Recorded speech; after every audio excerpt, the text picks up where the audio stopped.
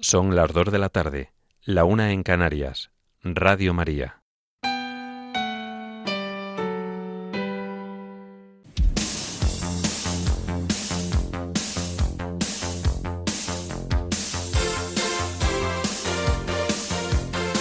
Servicios informativos de Radio María.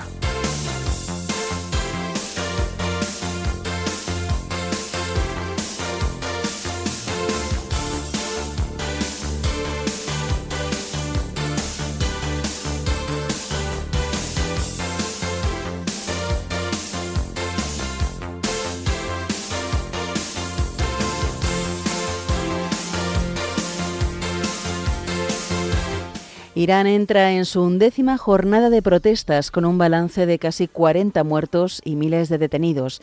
Y el Papa León XIV invita a los cardenales del consistorio a discernir juntos lo que el Señor les pide por el bien de su pueblo. Estas y otras noticias en el informativo que ahora comenzamos. Buenas tardes.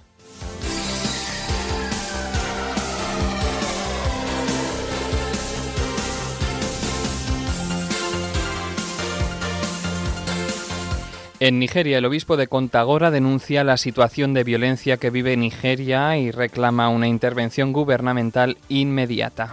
En Sudán del Sur, el obispo de Tombura Yambio anima a los nuevos sacerdotes de la diócesis a servir con fidelidad y a convertirse en constructores de paz en el país. La Iglesia española y el Gobierno firman un acuerdo para atender la reparación de víctimas de abusos sexuales a través del Defensor del Pueblo. La Archidiócesis de Madrid recibe más de un centenar de aportaciones grupales para preparar la Asamblea Presbiteral que se celebrará en febrero. En Siria mueren al menos 8 personas y más de 50 resultan heridas en ataques atribuidos al ejército sirio contra la ciudad de Alepo.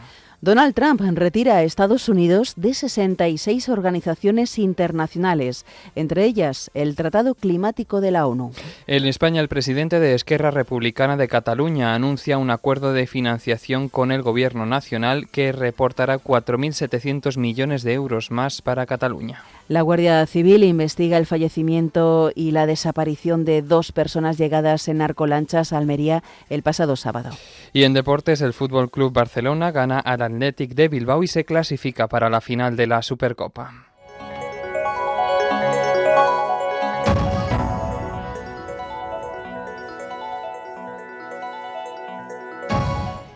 Comenzamos en Irán, donde los enfrentamientos entre manifestantes antigubernamentales y fuerzas de seguridad continúan en 90 ciudades, donde las protestas han entrado en su 11º día. Observadores de derechos humanos estiman que al menos 34 manifestantes y 4 agentes de seguridad han muerto desde el inicio de las movilizaciones, mientras que más de 2.200 personas han sido arrestadas. Las protestas comenzaron a finales de diciembre tras la caída del valor de la moneda y el aumento de la inflación, pero con el paso de los días adquirieron un cariz político. En distintas concentraciones se escucharon consignas contra el líder supremo, el ayatolá Ali Jamenei, y en casos aislados expresiones de apoyo a la dinastía Pahlavi en el exilio Shah.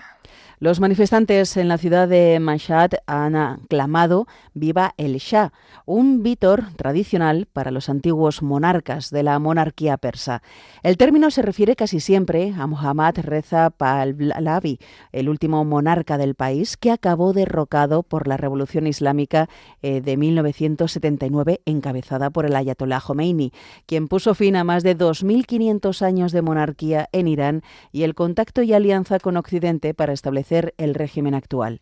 En la actualidad, su hijo, Reza Pahlavi, exiliado, se mantiene como una figura de la oposición al régimen iraní. El gobierno ha calificado las protestas de disturbios causados por potencias extranjeras y ha advertido que no habrá clemencia. Sin embargo, también han prometido no reprimir a los manifestantes pacíficos y atender las demandas económicas. Por su parte, Estados Unidos ha advertido de que responderá en caso de mayor represión contra los manifestantes. Los disturbios son los más extendidos desde las protestas de 2022 tras la muerte de la joven Mahsa Amini bajo custodia policial, un precedente que evidenció la profundidad del malestar social. Nos vamos hasta Roma. Hoy concluye el consistorio extraordinario de cardenales que comenzó ayer, convocado por el Papa León XIV, siendo el primero de su pontificado. Los temas de reflexión son la exhortación apostólica Evangelii Gaudium y la misión de la Iglesia, la Constitución Apostólica Praedicate Evangelium sobre el papel de la curia y su relación con las iglesias particulares, la sinodalidad y la liturgia. Ayer por la mañana el Santo Padre celebró la Santa Misa con los cardenales presentes en el altar de la Cátedra de San Pedro. Por la tarde el pontífice inauguró el consistorio en la sala del Sínodo del Vaticano. En su discurso subrayó que la misión de la Iglesia no se basa en el proselitismo, sino en la atracción que nace de la caridad de Cristo. Además invitó a los cardenales a un camino colegial marcado por la escucha y la comunión. El pontífice destacó, centrado en el profeta Isaías y la Constitución Lumen Gentium del Concilio Vaticano II, que la Iglesia existe para iluminar a todos los hombres, anunciando el Evangelio a toda criatura con la claridad de Cristo que resplandece sobre la faz de la Iglesia. Dirigiéndose directamente a los cardenales, el sucesor de Pedro afirmó que este primer consistorio quiere ser un punto de partida para el camino colegial del pontificado. Según el Santo Padre, en este grupo tan variado, enriquecido por múltiples culturas, tradiciones, trayectorias formativas y experiencias pastorales, están llamados ante todo a conocerse y a dialogar para poder trabajar juntos al servicio de la Iglesia. En este contexto, el Papa León XIV destacó que está dispuesto a escuchar. El pontífice puntualizó que el objetivo de estos días no es llegar a un texto, sino mantener una conversación que le ayude en su servicio a la misión de toda la Iglesia y que pueda surgir algo nuevo que ponga en juego el presente y el futuro, trabajando juntos con fraternidad y amistad sincera. Finalmente agradeció a todos por su presencia y sus contribuciones y confió los trabajos del consistorio a la Santísima Virgen María, Madre de la Iglesia. Después de su discurso, los participantes empezaron los trabajos a puerta cerrada, divididos en grupos. Eso fue ayer y hoy, a primera hora, el sucesor de Pedro ha presidido una Eucaristía concelebrada por los cardenales en el altar de la Cátedra de la Basílica de San Pedro. El Santo Padre ha recordado en su homilía que la palabra consistorio puede ser leída a la luz de la raíz del verbo consistere, es decir, detenerse. Su santidad ha indicado que también todos ellos se han detenido para estar ahí y discernir juntos lo que el Señor nos pide por el bien de su pueblo. En este sentido, el Papa ha comentado que detenerse es ante todo un gran acto de amor a Dios, a la Iglesia y a los hombres y mujeres de todo el mundo, con el cual dejarse moldear por el Espíritu. A este respecto, ha recordado la importancia en cada trayecto de la vida de detenerse para orar, escuchar, reflexionar y así volver a enfocar cada vez mejor la mirada en la meta. De igual modo, el pontífice ha aseverado que no están allí para promover agendas personales o grupales, sino para confiar sus proyectos e inspiraciones al escrutinio de un discernimiento que les supera y que solo puede venir del Señor. Asimismo, el obispo de Roma ha señalado que el Colegio de Cardenales no está llamado a ser, en primer lugar, un equipo de expertos, sino una comunidad de fe, en la que los dones que cada uno aporta, ofrecidos al Señor y devueltos por Él, produzcan el máximo fruto según su providencia.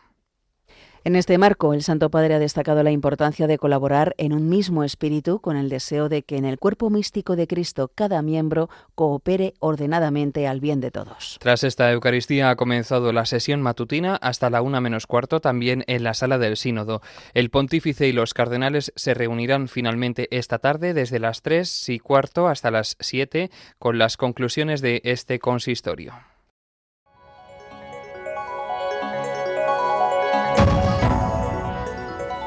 Noticias de la Iglesia en el mundo.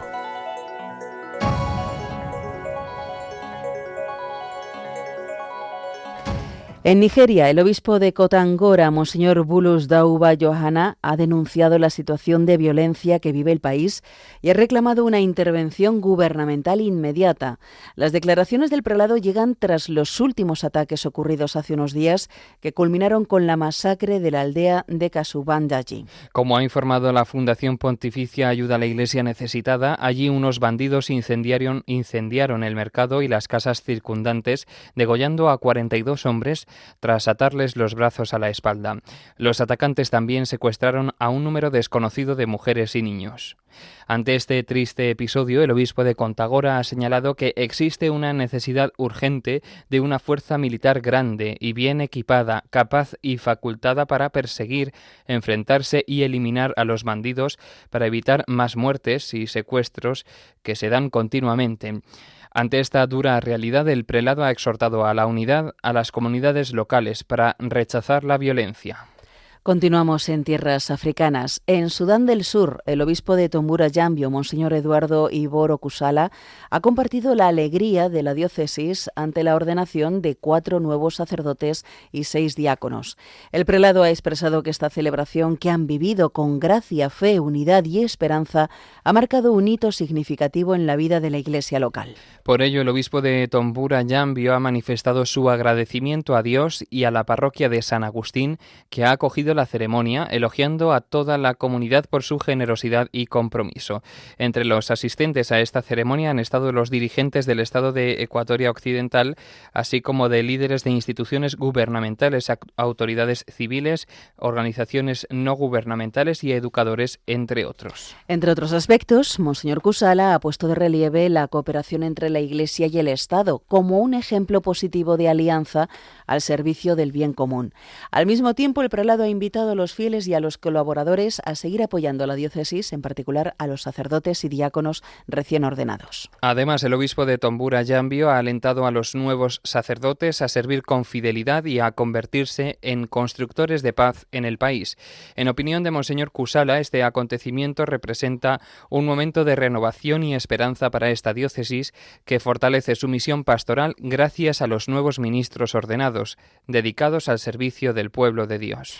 Y nos vamos a Estados Unidos. El obispo de Green Bay, en Wisconsin, Monseñor David Racken, ha anunciado una investigación diocesana sobre la vida de la sierva de Dios, Adele Bryce, la inmigrante belga del siglo XIX que recibió las únicas apariciones marianas aprobadas por la Iglesia en Estados Unidos. El edicto surge de una petición formal presentada en mayo de 2024 por la postuladora designada de la causa, Valentina Culurgioni, en nombre del Santuario Nacional de Nuestra Señora de Champion. En él se invita a los fieles a presentar testimonios que puedan apoyar su causa de beatificación y canonización, incluidos relatos de experiencias personales, documentos o testimonios de intercesiones atribuidas a Adele Bryce. La sierva de Dios, nacida en Bélgica en 1831, emigró a Wisconsin con su familia en 1855.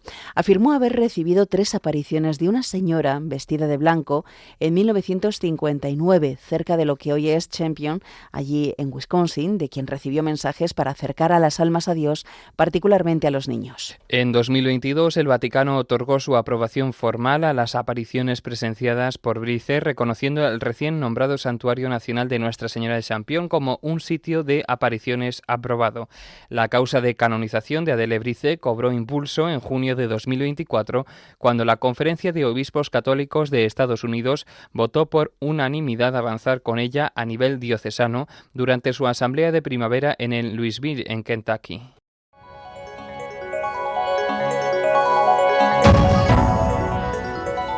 Noticias de la Iglesia en España.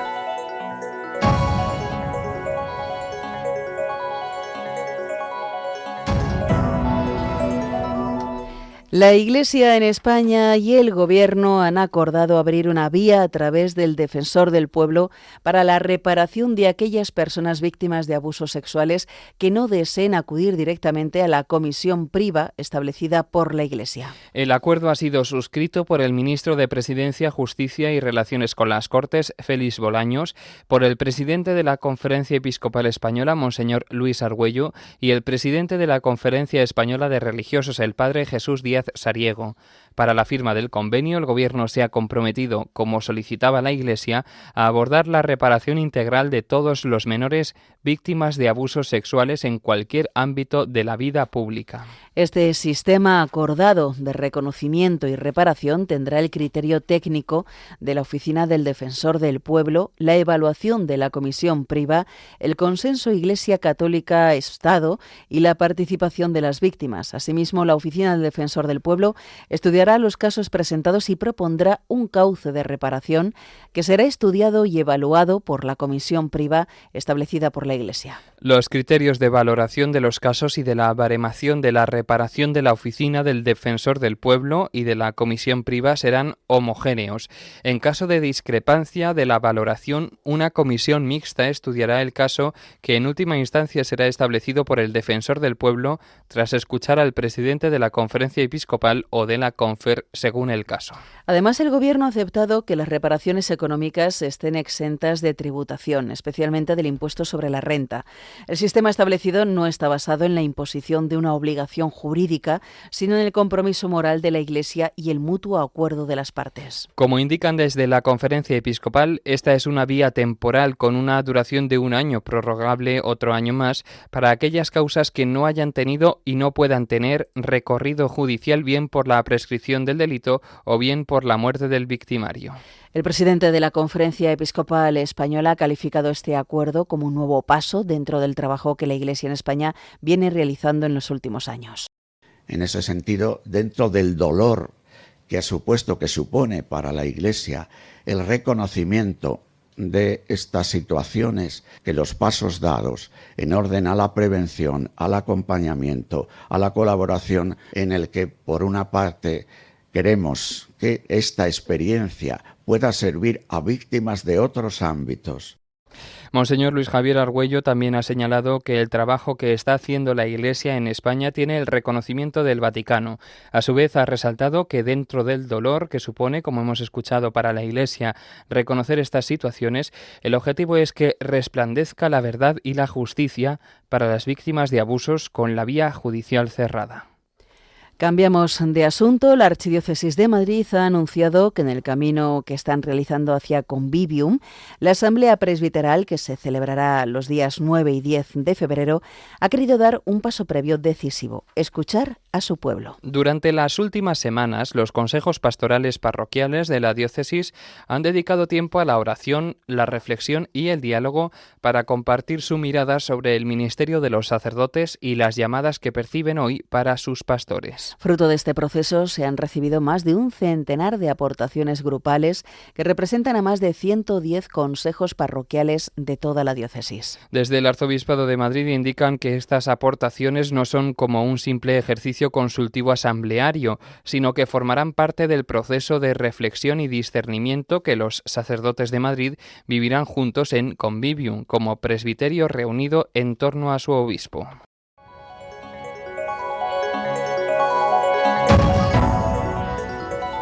Información internacional.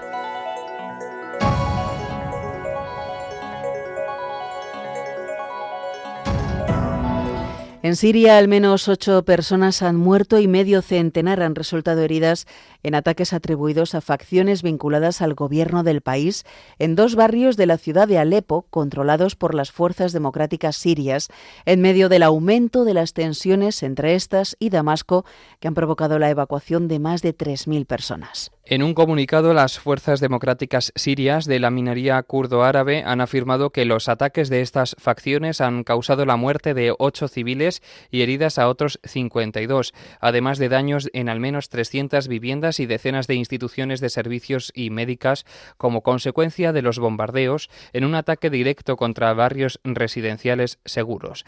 Además, han lamentado que estos grupos cuentan con la cobertura y el respaldo directo del Ministerio de Defensa del gobierno de Damasco, que ignora de manera flagrante, dicen, sus crímenes. Las autoridades sirias denunciaron el martes la muerte de 4 personas, un militar y 3 civiles, en ataques de las fuerzas democráticas sirias contra Alepo, mientras que la milicia kurdo-árabe denunció igualmente otros 4 fallecidos y 30 heridos en ataques con artillería por parte de facciones del gobierno de Damasco contra estos barrios. Los incidentes estallaron después de que Damasco y las fuerzas democráticas sirias no lograran el fin de semana avances en sus conversaciones para intentar alcanzar un acuerdo definitivo sobre la integración de las fuerzas kurdas y el papel de las autoridades semiautónomas kurdas en el futuro del país tras la caída en diciembre de 2024 del régimen de Bashar al-Assad. En Francia, el Ministerio del Interior ha contabilizado un centenar de tractores en París esta mañana, la mayoría de ellos en las afueras de la capital, que se han reunido para protestar por el posible acuerdo entre la Unión Europea y el Mercosur. Una veintena de vehículos han conseguido llegar al centro de la capital a pesar de los bloqueos policiales y algunos manifestantes se han situado frente a la Torre Eiffel tras aparcar sus tractores cerca del Arco del Triunfo.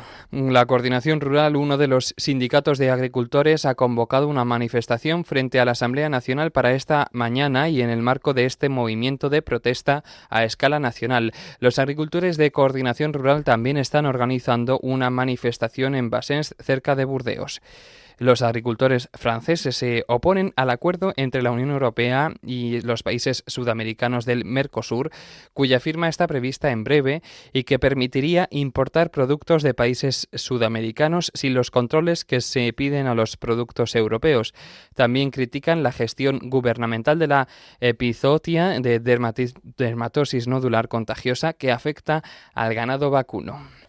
El presidente de Estados Unidos, Donald Trump, firmó ayer una orden ejecutiva por la que suspende la participación de Washington en decenas de agencias, comisiones y paneles consultivos de la ONU centrados en el clima, el trabajo, la migración y otros asuntos, a las que acusa de actuar contra los intereses del país norteamericano en cuestiones relacionadas con la seguridad, economía o soberanía. Así lo recoge un memorándum firmado por el mandatario que obliga a todos los departamentos y agencias a no participar ni financiar a 31 organizaciones de Naciones Unidas y otras 35 no pertenecientes al organismo multilateral. El texto recuerda que la administración Trump ya ordenó la retirada del Acuerdo Climático de París y del Consejo de Derechos Humanos de Naciones Unidas y prohibió cualquier financiación futura para la Agencia de Naciones Unidas para los Refugiados de Palestina en Oriente Próximo. Estados Unidos también abandonará el Fondo para la Población de la ONU que proporciona lo que comúnmente llaman servicios de salud sexual y reproductiva en todo el mundo, cuando en realidad promueven el aborto. Donald Trump recortó la financiación a la agencia durante su primer mandato por las acusaciones republicanas de que participaba en prácticas abortivas coercitivas en China. Les hablamos ahora de Venezuela. El ministro del Interior, Diosdado Cabello, ha elevado al menos a 100 las víctimas mortales por el ataque efectuado el pasado sábado por el ejército de Estados Unidos sobre Caracas y alrededores y en el que capturó a Nicolás Maduro y a su esposa, Cilia Flórez. Diosdado Cabello ha elevado así la cifra de muertos por la operación militar estadounidense después de un primer balance de 56 entre 24 militares venezolanos y otros 32 miembros de las fuerzas de seguridad cubanas. La presidenta encargada del país, Delcy Rodríguez, decretó el martes 7 días del duelo por los fallecidos. Sobre la situación que se vive en Venezuela, el padre Martín Vegas, sacerdote de la diócesis de La Guaira y párroco frente al puerto donde cayeron misiles hace días, ha compartido su testimonio en el programa que ayuda a la Iglesia necesitada dirige aquí en Radio María, Perseguidos pero no olvidados, relatando la incertidumbre que vive el pueblo tras los bombardeos. El sacerdote ha explicado que la Iglesia está respondiendo pastoralmente, manteniendo los templos abiertos y acompañando por medio de los medios digitales con la retransmisión online de la Eucaristía y rosarios constantes. Así explicaba el padre Vegas el papel de la Iglesia para mantener la esperanza del pueblo venezolano. Bueno, nosotros como Iglesia estamos para nuestra misión. Nosotros no estamos para hacer política ni para gestionar recursos económicos. Nosotros es trabajar desde la fe. La fe es nuestra roca y es la que nos permite también perseverar en la oración en medio de las dificultades y en medio de tantas divisiones, de rezar por la unidad. La fe nos enseña que el amor y la paz deben nacer primero en nosotros, para luego transformarse en acciones sociales a las que también estamos pendientes. Por otro lado, a nivel humano, ha señalado que urgen comedores parroquiales y ayuda a los más pobres. De cara a la situación de estos últimos años en Venezuela, la esperanza del pueblo es emprender desde ahora un camino de paz que asegure la soberanía del país para llegar a ser una nación estable. Nuestra esperanza no es que vengan naciones externas a cuidarnos, a protegernos. Nuestra esperanza está en emprender caminos de paz que aseguren, primero, ciertamente la soberanía del país, el respeto a las leyes, pero aspiramos también que tengamos una nación estable, esperamos que la sabiduría divina guíe a quienes tienen responsabilidades para que todas sus decisiones busquen, como diría el Papa León, bienestar del pueblo. Que estos niveles de ansiedad y angustia que estamos viviendo puedan disminuir al verse consolidado un proyecto común en donde especialmente, repito, como decía el Papa, los pobres sean la prioridad. En el plano espiritual, el padre Martín Vegas afirma que el pueblo está necesitado de escucha y sanación de heridas para evitar que la justicia derive en venganza. Finalmente, ha pedido oración por la paz y la unidad de Venezuela. En Ucrania, las autoridades han acusado a Rusia de lanzar cerca de 100 drones contra el país en su última oleada de ataques nocturnos en el marco de la invasión desatada en febrero de 2022 por orden del presidente ruso Vladimir Putin, sin que por ahora haya informaciones sobre víctimas. Por su parte, el gobierno ruso ha asegurado haber destruido más de 75 aparatos aéreos no tripulados lanzados por Ucrania, incluidos 22 en la región de Krasnodar y 14 en la península de Crimea, anexionada por Moscú en 2014, un paso no reconocido por la comunidad internacional.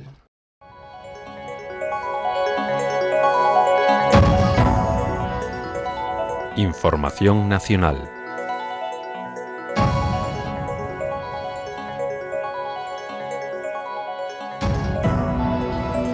El presidente de Esquerra Republicana de Cataluña, Oriol Junqueras, ha anunciado que ha llegado a un acuerdo con el Gobierno, tras reunirse con Pedro Sánchez, en materia de financiación para Cataluña, que supondrá 4.700 millones de euros más para su comunidad y el reconocimiento del principio de ordinalidad. Los detalles del pacto, que se centra en la financiación de Cataluña, pero no en la capacidad de recaudación, los dará la vicepresidenta y ministra de Hacienda, María Jesús Montero. Con este anuncio, Oriol Junqueras se ha congratulado del pacto, pues permitirá a la Generalidad de Cataluña aumentar un 12% su capacidad presupuestaria. Entre tanto, el presidente del Gobierno, Pedro Sánchez, ha avanzado que pedirá la aprobación del Congreso de los Diputados al envío de tropas para una eventual fuerza de paz en Palestina, una vez se ponga fin al conflicto en Oriente Próximo. Pedro Sánchez lo ha indicado durante la inauguración de la conferencia de embajadores en la sede del Ministerio de Asuntos Exteriores, tras referirse a la intención del Gobierno de participar en la eventual fuerza internacional en Ucrania, una vez se alcance un alto el fuego con Rusia. Más temas. Una persona ha fallecido y otra permanece desaparecida tras el desembarco de 79 varones de origen argelino que llegaron en narcolanchas el sábado a la cala del cargadero de mineral en Aguamarga, dentro del término municipal de Níjar, en Almería. A su llegada, los pilotos de las lanchas habrían obligado a los ocupantes a lanzarse al agua antes de tocar tierra firme y emprendieron la huida mar adentro para evitar ser interceptados por la Guardia Civil. El cuerpo sin vida de uno de ellos fue localizado en la misma línea de costa y presentaba traumatismos, si bien la investigación mantiene abiertas todas las hipótesis sobre las causas del fallecimiento, entre ellas el posible ahogamiento. Asimismo, las autoridades buscan esclarecer el paradero de una segunda persona que habría desaparecido tras el desembarco. Por otro lado, la Guardia Civil ha detenido al patrón de una patera interceptada en aguas de la Unión, en Murcia, con 7 personas a bordo, procedentes del norte de África, por los presuntos delitos de favorecimiento de la inmigración irregular y contra los derechos de los ciudadanos extranjeros. El examen de la embarcación realizado por especialistas del Servicio Marítimo de la Guardia Civil puso de manifiesto el peligro al que estuvieron expuestos los pasajeros, ya que la nave no cumplía con los requisitos mínimos de seguridad. Y ya para este año les contamos que el Boletín Oficial del Estado ha publicado la resolución por la que se aprueba el inicio del primer ciclo de selección de 2026 para el ingreso en los centros docentes militares de formación en las escalas de tropa y marinería.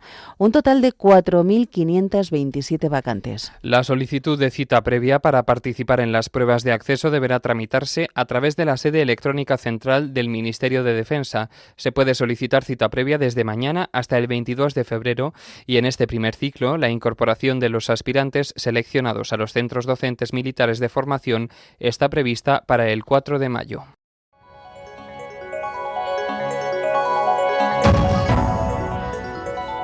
Información deportiva.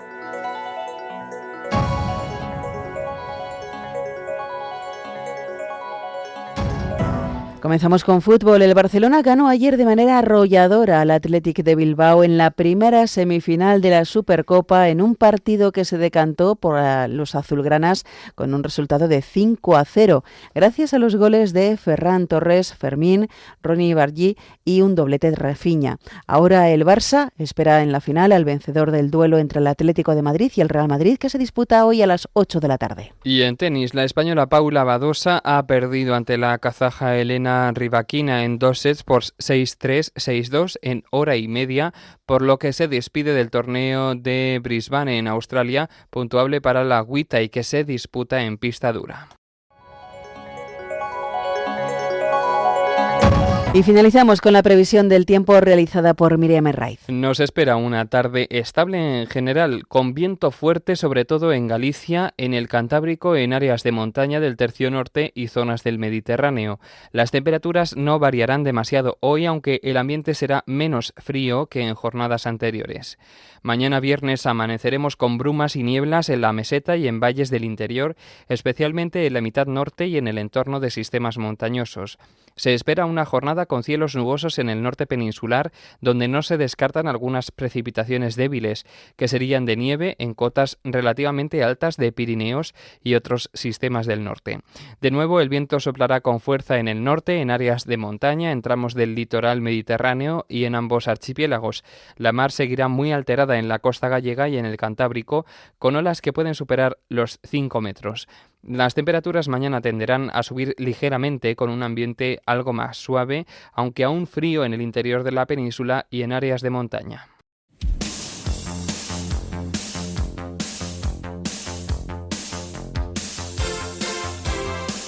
Es todo por ahora. Los hemos acompañado en la redacción Cristina Abad y Marta Troyano, y se lo hemos contado José García y Yolanda Gómez.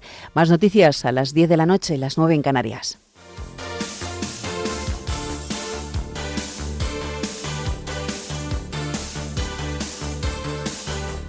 Informativos de Radio María.